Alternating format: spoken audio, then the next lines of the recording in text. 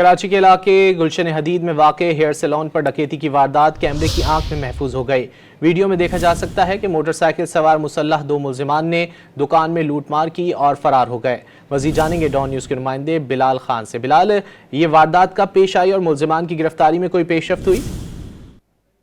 جی بالکل، دیکھیں ضلع ملید جرائم پیشہ عناصر کا گڑھ بن چکا ہے۔ گلشن حدید فیز 2 کے ہیئر سیلون پر ڈکیتی کی واردات ہوئی ہے۔ مسلح ملزمان کی اسلحے کے زور پر لوٹ مار کی واردات کی CCTV فوٹیج بھی منظر عام پر آ چکی ہے۔ فوٹیج میں دیکھا جا سکتا ہے کہ موٹر سائیکل سوار 2 ملزمان دکان میں داخل ہوئے۔ ایک ملزم نے پستول نکالی، ساتھ ہی لوٹ مار کرتا رہا، جبکہ ملزم معصوم ننھے بچے کے سامنے پستول لہراتا رہا۔ ملزم نے تمام افراد سے موبائل فون، کیش اور دیگر قیمتی سامان لوٹا۔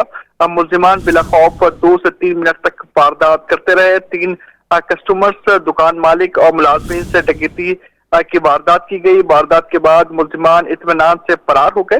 اسٹیل ٹاؤن تھانے میں واردات کا مقدمہ درج کر لیا گیا ہے۔ پولیس کی جانب سے یہ دعویٰ کیا گیا ہے کہ CCTV فوٹیج کی مدد سے ملزمان کو جلد گرفتار کر لیا جائے گا۔ بہت شکریہ محمد بلال ان تفصیلات کے لیے۔